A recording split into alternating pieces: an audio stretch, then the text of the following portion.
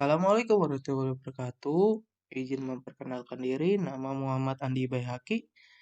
NIM saya 5111981. Ini saya akan menjelaskan tentang iklan dan berita di televisi. Pengertian iklan. Iklan adalah sebuah informasi yang berisi pesan untuk membujuk orang lain agar tertarik pada barang atau jasa yang ditawarkan iklan. Tak hanya untuk masalah komersial, tetapi juga berisi ajakan kepada para pembacanya untuk melakukan hal-hal yang baik, seperti tidak menggunakan obat terlarang, menanam pohon, hingga tidak membuang sampah sembarangan. Iklan biasanya dipromosikan melalui televisi, radio, media sosial, majalah, dan banyak ditemukan pada baliho di jalan. Ciri-ciri iklan. Yang pertama itu isi yang jelas. Isi disampaikan disarankan singkat, jujur, menarik perhatian, objektif, dan tidak menyinggung satu pihak. Yang kedua itu ada informatif, artinya bersifat memberikan informasi. Iklan harus bersifat menerangkan tentang produk atau jasa yang ditawarkan. Yang ketiga itu bahasa yang digunakan mudah dimengerti. Iklan harus menggunakan bahasa yang mudah dipahami dan dimengerti sebab iklan sendiri tujuannya agar orang ingin dan mau mencoba serta menggunakan produk atau jasa yang diiklankan.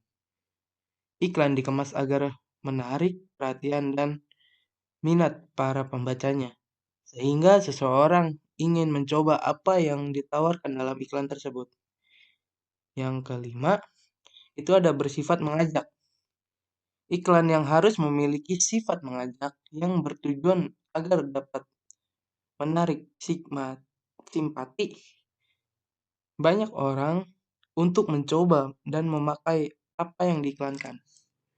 Tujuan iklan itu ada informing, memberikan informasi. Periklanan bisa memberitahukan pasar tentang suatu produk baru serta perubahan harga, mengusulkan kegunaan suatu produk baru, menjelaskan cara kerja, dan membangun citra perusahaan. Yang kedua itu ada persuading atau membujuk. Periklanan bisa membentuk preferensi merek, merubah persepsi konsumen tentang atribut produk, membujuk konsumen untuk mencoba produk atau jasa yang diiklankan, dan mengajak konsumen untuk membelinya sekarang. Yang ketiga itu ada reminding, mengingatkan. Iklan melindungi agar merek perusahaan tetap segar dalam ingatan para konsumen, serta meningkatkan minat konsumen terhadap merek yang sudah ada.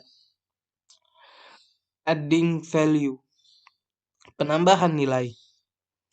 Iklan memberikan nilai yang berupa inovasi, penyempurnaan kualitas, atau mengubah persepsi konsumen. Periklanan yang efektif dapat merubah persepsi dari konsumen. Ada yang terakhir ada assigning atau mendampingi.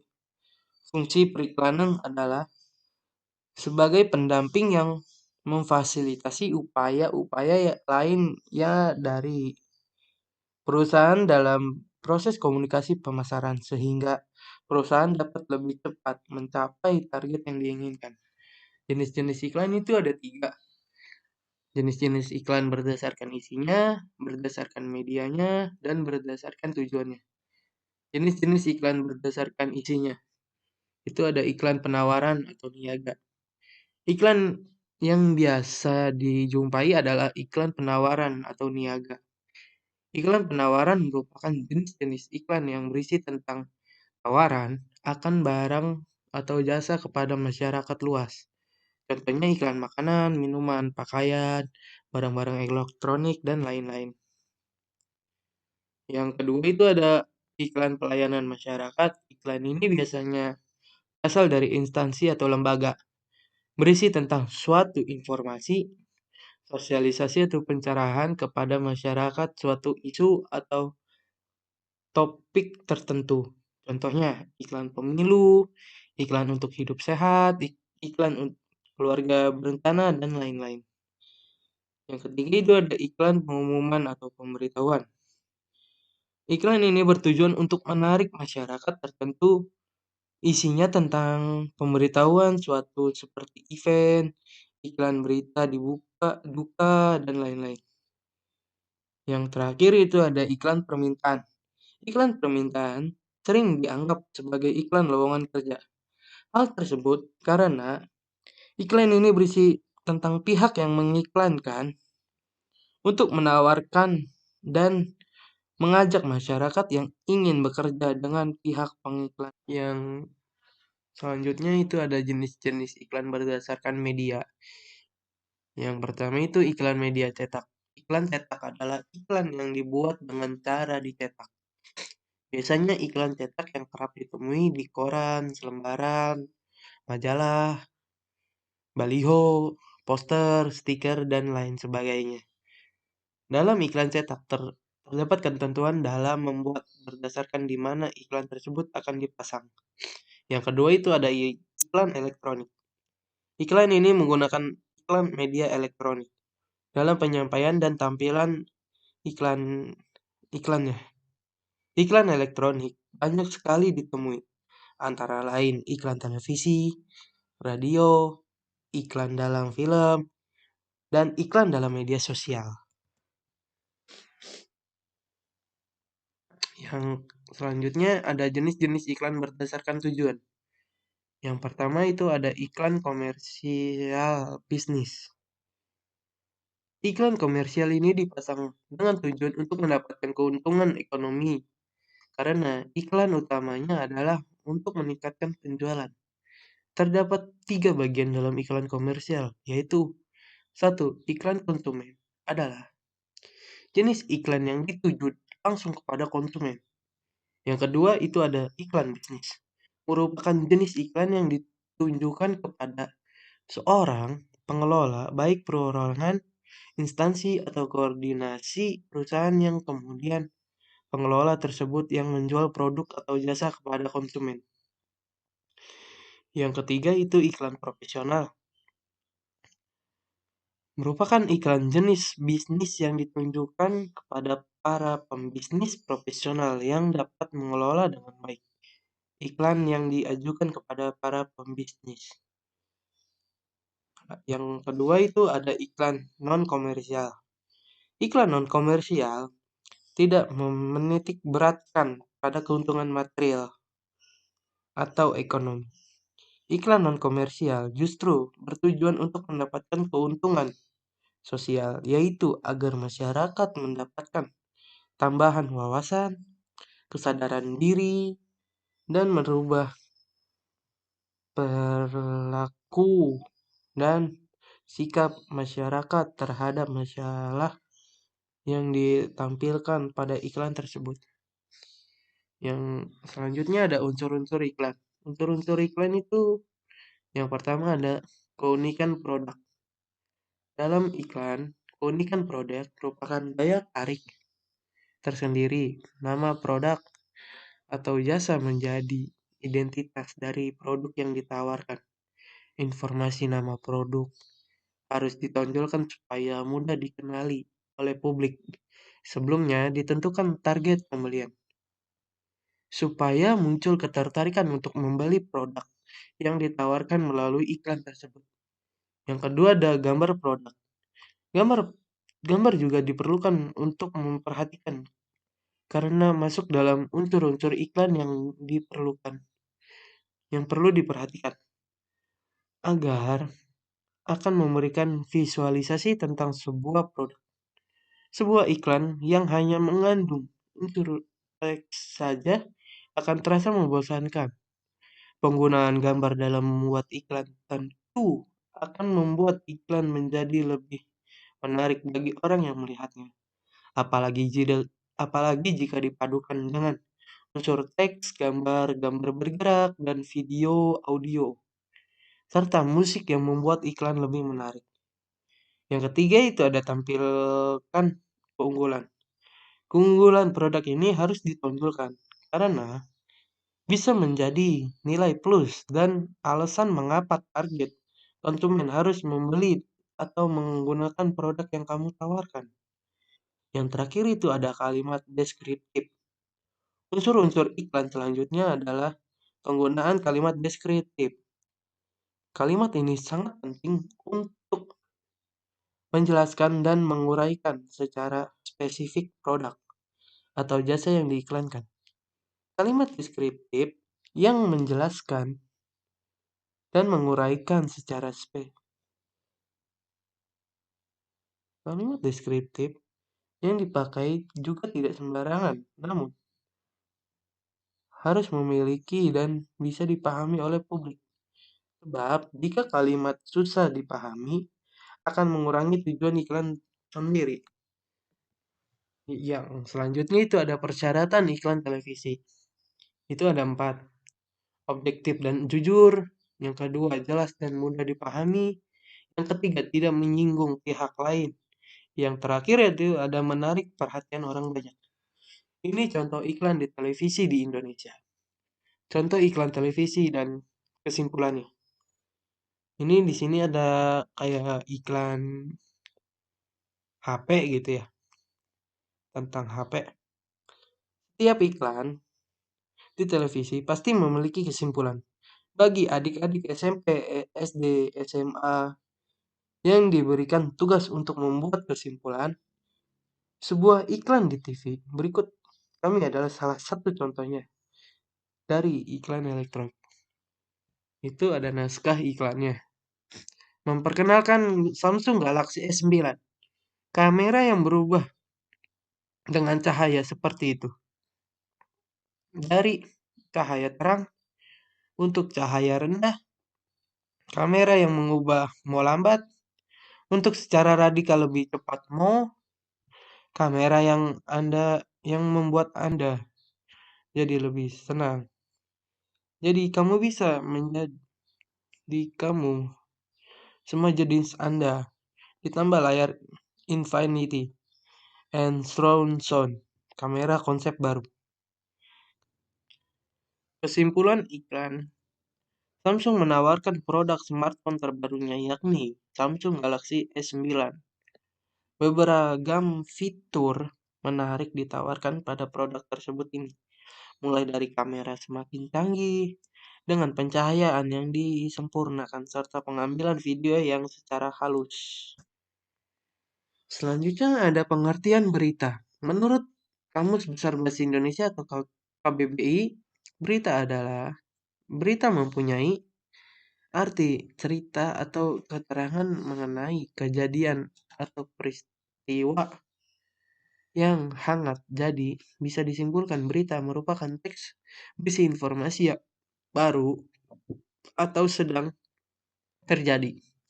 Berdasarkan cara penyampaiannya, berita dibagi menjadi 2 jenis, yaitu berita disampaikan secara lisan dan secara tulisan. Penyampaian berita secara lisan sering kita dengar dan dilihat di televisi, sementara berita yang disampaikan secara tulisan banyak dijumpai di media cetak atau online. Dalam penyusunan teks berita, diperlukan keterangan serta penguasaan dasar penulisan agar pesan yang diinginkan disampaikan dapat dimengerti serta tersampai dengan baik pada masyarakat. Pengertian berita menurut para ahli. Menurut Michael V. Charnier, berita adalah laporan tercepat dari suatu peristiwa atau kejadian yang faktual, penting, dan menarik bagi sebagian pembaca serta menyangkut kepentingan mereka. Menurut Willard C. Blair, berita adalah sesuatu yang terkini atau baru yang dipilih oleh wartawan untuk dimuat dalam surat kabar sehingga menarik bagi pembaca.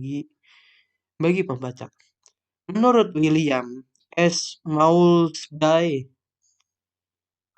berita adalah suatu penuturan secara benar dan tidak memihak dari fakta. Berita harus mempunyai arti penting dan baru terjadi yang dapat menarik perhatian pembaca. Surat kabar yang memuat hal tersebut. Menurut Eric C. Hepworth, berita adalah laporan pertama dari kejadian penting dan dapat menarik perhatian umum. Ciri-ciri teks berita. Yang pertama itu ada faktual. Berarti suatu kejadian yang bersifat nyata, benar-benar terjadi dan dapat dirasakan serta dibuktikan kebenarannya. Aktual. Berarti kejadian yang bersifat baru, terkini, dan sedang menjadi pembicaraan di kalangan masyarakat umum. Yang ketiga itu ada unik dan menarik. Unik berarti setiap wartawan atau portal penyedia berita memiliki editorial, redaksi, hingga diksi yang khas. Menarik berarti berita menyajikan fakta aktual yang diinginkan oleh masyarakat atau menimbulkan rasa ingin tahu dari ketertarikan dari masyarakat untuk membacanya. Berpengaruh bagi masyarakat luas. Teks berita harus memberikan pengaruh bagi kepentingan orang banyak. Objektif. Berita yang disampaikan benar-benar berdasarkan fakta tanpa rekayasa atau dipengaruhi oleh pandangan atau pendapat bagi pelapornya. Terdapat waktu dan tempat kronologis kejadian. Berita biasanya dilengkapi dengan runtutan waktu atau kronologi kapan terjadinya suatu peristiwa. Yang terakhir itu ada bahasa baku, sederhana, dan komunikatif. Pada umumnya, berita berisikan tulisan yang menggunakan bahasa baku sesuai PUEB, sederhana, namun tetap menarik dan tidak membingungkan ketika dibaca atau mudah dipahami untuk berkomunikasikan. Unsur-unsur teks berita. Itu yang pertama ada what atau apa. Nama atau identitas dari suatu kejadian atau peristiwa yang baru atau sedang terjadi. Apakah menyangkut hidup seseorang atau kejadian tanah longsor, banjir, kerusuhan, apa yang diberitakan. Yang kedua tahu siapa. Siapa saja yang terlibat dalam suatu kejadian atau peristiwa, atau siapakah tokoh utama yang menjadi sorotan berita. Yang ketiga ada where, di mana. Unsur ini menyatakan lokasi atau daerah tempat terjadinya peristiwa, di mana kejadian itu di mana. Dalam kriminal istilahnya ada biasanya disebut dengan TKP atau tempat kejadian perkara. When, kapan. Unsur yang merupakan waktu dari suatu kejadian atau peristiwa yang dilaporkan. Bisa mencakup tanggal, hari, jam, menit, atau umum. Seperti pagi, siang, atau sore. Why, mengapa.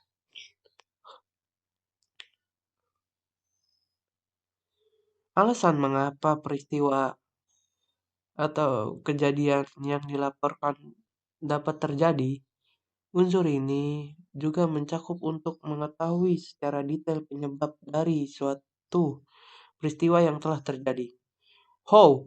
Bagaimana? Bagaimana keadaan atau proses terjadinya suatu kejadian atau peristiwa, termasuk akibat yang ditimbulkan atau justru yang diharapkan dari peristiwa tersebut jika peristiwa adalah secara acara yang sengaja dibuat. Struktur berita itu ada yang pertama, kepala berita atau lead. Merupakan bagian yang dianggap paling penting dari berita. Pada bagian kepada berita harus berisi unsur-unsur utama berita berdasarkan 5W1H yang mencakup apa, siapa, di mana, atau kapan. Badan berita. Badan berita biasanya berisi bagaimana atau mengapa, deskripsi, narasi, atau penjelasan detail dari bagaimana dan mengapa peristiwa terjadi. Bagian ini biasanya tidak memiliki kaitan secara langsung terhadap berita. Bagian bisa berisi konteks tambahan seperti sejarah sebelum kejadian yang dilaporkan terjadi dan sebagainya. Jenis-jenis berita itu ada straight news, berita langsung.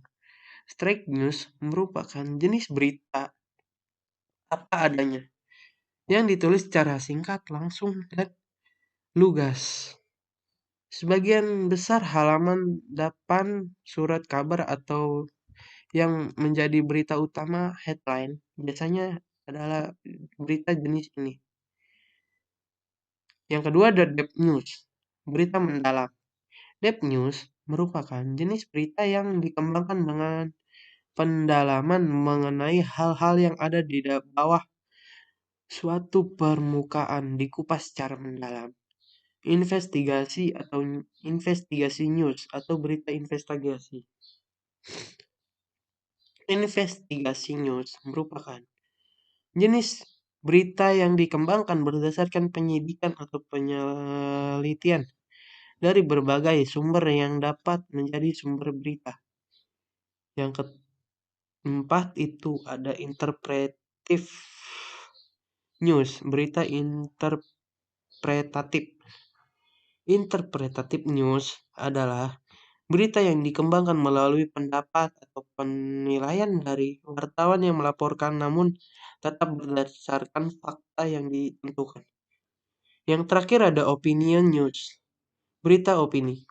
Opinion news adalah jenis berita mengenai pendapat seseorang. Biasanya pendapat para ahli, pejabat, atau cendekiawan mengenai suatu hal, peristiwa, kondisi keilmuan, dan sebagainya. Berita. Contoh teks berita. Keputusan pemerintah dalam mengasah Undang-Undang Cipta Kerja menuai kontroversi. Pengesahan yang tiba-tiba dilakukan membuat serikat buruh dan mahasiswa melakukan demo besar-besaran di berbagai kota. Terhitung, aksi demo kembali digelar oleh buruh dan mahasiswa pada Senin 12/10. Aksi penolakan terhadap Omnibus Law Cipta Kerja itu sudah berlangsung selama beberapa hari. Dari tanggal 6 sampai tanggal 8 Oktober terus dimulai. Bahkan gelombang unjuk rasa tak pernah padam di berbagai daerah dan kota besar di Indonesia. Beberapa kota yang melakukan demo besar-besaran antara lain DKI Jakarta, Bandung, Semarang, Ambon, dan masih banyak lainnya. Bahkan demo di Semarang mendapatkan tanggapan langsung dari Gubernur Jawa Tengah, Ganjar Pranowo. Ganjar mengaku paham aspirasi masyarakat atau rakyat. Meski begitu, ia belum bisa bertindak mengingat draft final dari RUU Cipta Kerja masih belum didapatkan. Sumbernya dari Serupa ID dan guru pendidikan. Mohon maaf bila ada kata-kata yang salah dimohon maafkan. Karena tidak ada yang sempurna kecuali Tuhan yang Maha Kuasa.